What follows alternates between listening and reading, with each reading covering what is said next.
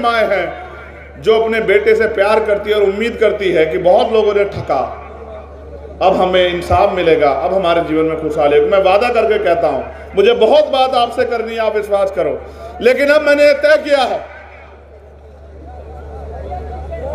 और ये तय मैंने उस दिन किया जिस दिन मुझे गोली लगी। जिस दिन मुझे गोली लगी आपको कैसा महसूस हुआ बताओ? ये तो मैंने अभी देखा। जैसे ही मैंने कहा कि तुम्हारे बीच से कोई विरोधी मुझे गोली मार सकता है, मैंने देखा किस तरह से तुम्हारे अंदर बेचैनी हुई और तुम खुद पीछे हट गए। और उसके बाद मुझे एहसास हुआ कि ये प्यार पैसे से नहीं मिलता है, ये प्यार संघर्ष से मिलता है। मैं यहां भले ही बोल रहा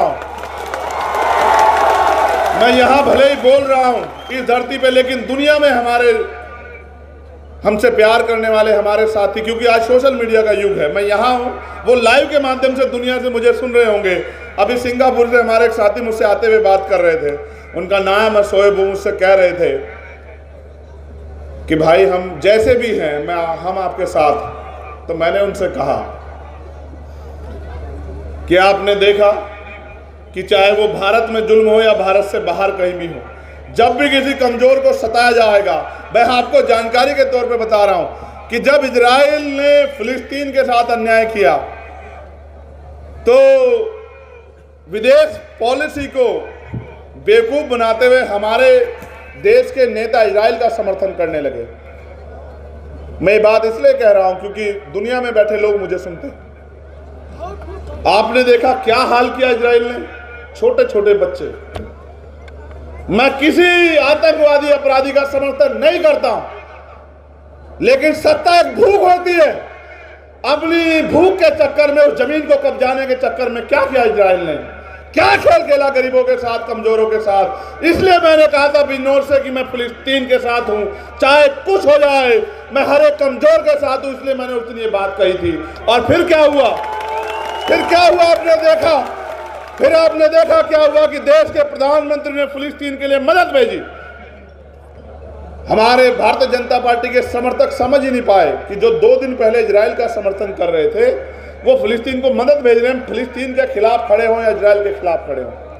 इसका कारण ये है कि इनके पास कोई पॉलिसी नहीं है, ये सारी विदेशी पॉलिसी खराब कर रहे हैं। मैंने तो प्राइम मिनिस्टर से कहा कि माननीय प्रधानमंत्री जी, मैं आपकी ताकत को समझता हूं, आप भारत के प्राइम मिनिस्टर हैं, चलिए ना चाइना बॉर्डर की तरफ, चंद्रशेखर आजाद आपके पीछे खड़ा है, चलिए हम चाइना फतह करके आएंगे। चाइना हमारी जमीन कब जा रहा है, चाइना हमारे देश में घुस गया, हमारी कई सौ बीघे जमीन कब्जा ली, हम 1 गज जमीन अपनी मिट्टी की किसी को नहीं देंगे। हम अपनी मिट्टी का, अपने देश का 1 गज हिस्सा किसी को, दुश्मन को नहीं देंगे।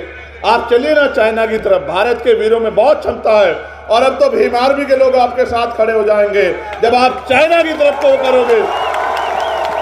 क्या लड़ रहे हो उससे, अपने से कमजोर से? मैं बात आपको इसलिए बता रहा हूं इशारे के तौर पे कि आपको याद रहे कि चाहे अन्याय करने वाला आपका अपना हो या कोई गैर हो, कभी अन्याय करने वाले के साथ नहीं खड़ा होना मेरे लोगों, हमेशा उसके साथ खड़ा होना जो परेशान है, जिसके ऊपर मुसीबत है, जो पीड़ित है, जो शोषित है, जो मजलूम है, हर उसके साथ खड़े होना। और मैं ठगे हुए लोगों से कह रहा हूं जो ठगे गए हर बार, बीजेपी हराओ, बीजेपी जिताओ, बीजेपी को हराना, इनको ले आओ। अगर आज कोई बीजेपी का मुकाबला पूरे देश में कर रहा है तो ये नीले पटके वाले लोग कर रहे हैं, आप इस बात को। बाकी किसी की हिम्मत नहीं है।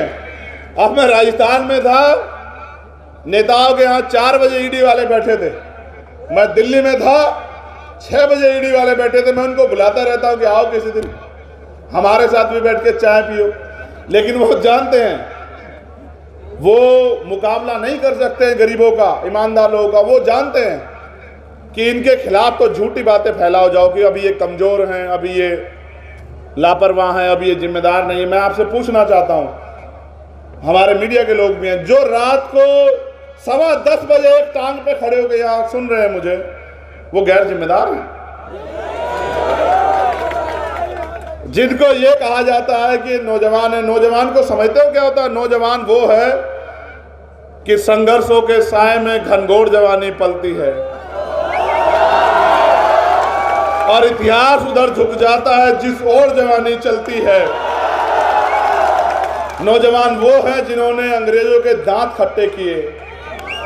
23 साल के थे शहीद आजम भगत सिंह जब उन्होंने हंसते हंसते फांसी की सजा कबूल की।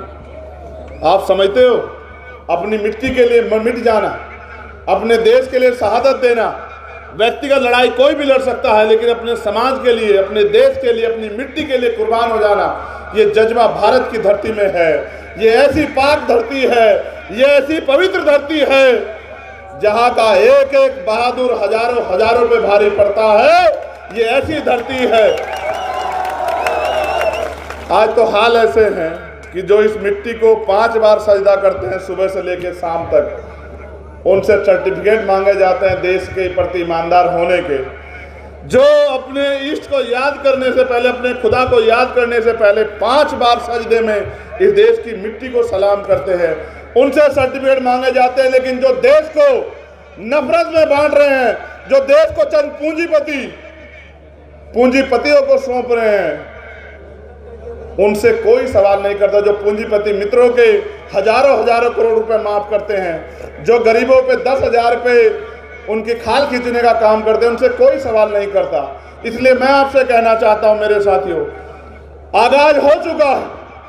आपको अपनी लड़ाई अपने आप लड़नी है, कोई आपको सहारा नहीं देगा। इसलिए इशारे के तौर पर कह रहा हूं कि जाओ गली गांव में और मेहनत करके लोगों को एकजुट करो। आप देख लो कि लोग किस तरह से आपसे संबंध रखते हैं। चुनाव आएगा तो सब आएंगे। मेरी जगह होता कोई नेता तो कहता यार उनसे कह दो मैं आ नहीं पा रहा हूं, लेकिन मेरा दिल नहीं माना। मैंने कहा और 2 घंटे भूखे रह लेंगे, लेकिन चलेंगे अपने लोगों के बीच, छोड़ेंगे नहीं उनको। जब वो मेरे लिए पूरे दिन से बैठे हो सकते हैं तो मेरी क्या हिम्मत कि मैं उनके बीच ना जाऊं। मैं वादा करता हूं कि दिसंबर के माह में लौटूंगा। और मैं आपसे भीम आर्मी आजाद समाज पार्टी के अपने नेताओं से कहना चाहता हूं, समय किसी का इंतजार नहीं करता, रुकेगा नहीं समय। मेहनत कर, समाज इंतजार कर रहा है कोई इनको बुलाने आए। समाज कभी बिकाऊ नहीं था, समाज कभी कमजोर नहीं था। ये लोकतंत्र है, जिनका वोट होगा उनका राज भी स्थापित होगा, कोई रोक नहीं सकता। आप मेहनत करो।